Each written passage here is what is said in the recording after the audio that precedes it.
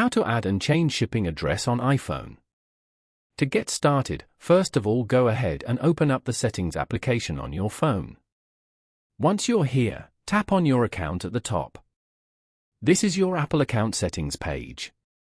You can view and manage your personal information, sign-in and security, payment and shipping, subscriptions and other account settings from here. On this page, go to Payment and Shipping. Then, go to the Shipping Address section and tap on Add Shipping Address. Here, enter all the shipping address details and then tap on the tick at the top right corner.